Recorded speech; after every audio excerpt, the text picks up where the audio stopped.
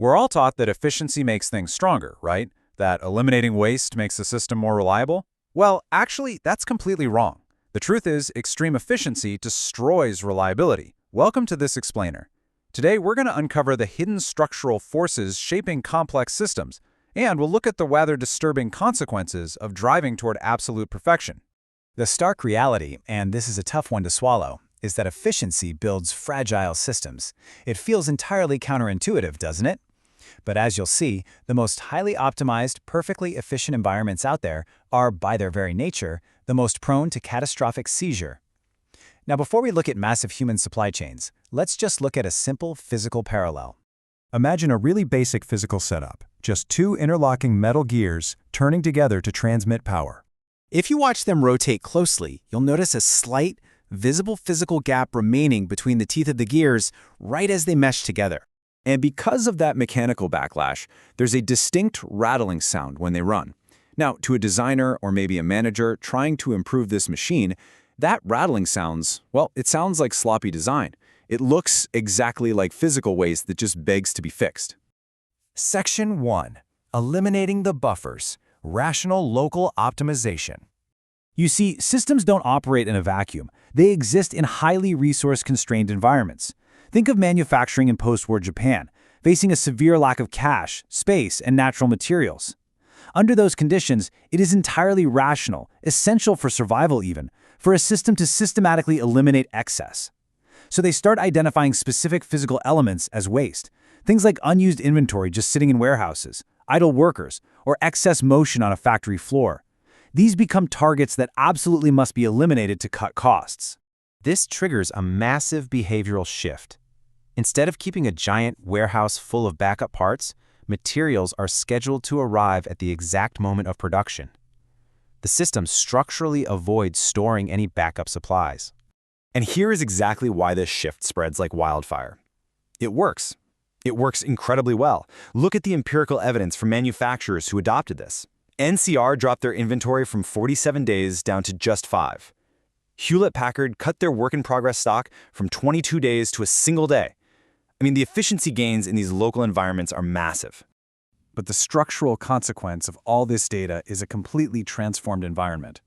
The system drives its buffer inventory right towards zero. You get the complete total elimination of stored, idle materials from the system. Returning to our physical gears for a second, we see a parallel shift here. To eliminate that rattling noise, the waste, the gears are machined with much tighter tolerances. The gap is closed. Section 2. The optimization trap. Escalating fragility. Here's the catch. Extreme precision demands that the external environment behaves perfectly at all times. But environments are never perfect. Eventually, a fundamental surprise hits the system. Think about recent history, when pandemic quarantine restrictions suddenly interrupted international trade and just halted the flow of supplies. The immediate consequence is severe. Downstream customers and production lines instantly starve for parts. They literally cannot produce their goods because they were banking on that exact just-in-time delivery that is now entirely broken. Let's observe our physical gears again. They now operate with absolute, flawless precision. There is exactly zero wasted space between those teeth. So the contradiction just hangs there, doesn't it? The system was rationally optimized for perfection, but that very perfection removed its capacity to absorb any disturbance. Without that gap, any shock from the outside transfers directly, brutally, into the structure itself. Section 3. The capacity exhaustion. Uncovering the constraint. Let's look at the core structural reality that makes escaping this escalating fragility basically impossible.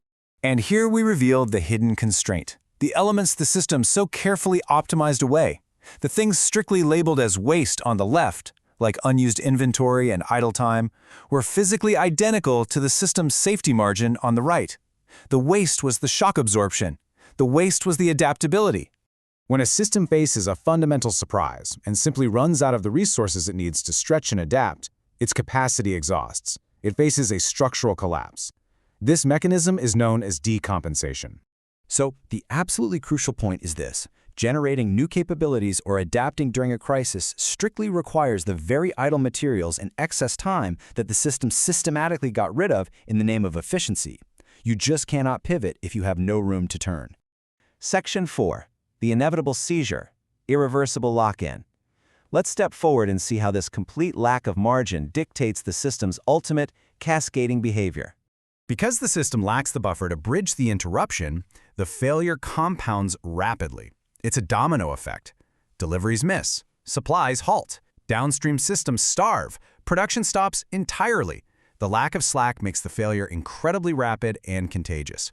Now back to our perfectly machined gears. Imagine a slight, completely unpredicted environmental change introduces a new variable. The temperature in the room rises, and because of this heat, the metal of the gears expands. And here is the unavoidable physical fact. With zero gap remaining to absorb that thermal expansion, the gears irreversibly lock. The machine completely, utterly seizes up. Which brings us to our final structural realization. This catastrophic seizure, it's not an error. It wasn't a mistake made by the operators. The system did not fail. It followed its structure. It did exactly what rational optimization determined it must do. By removing the waste, it removed the margin for survival.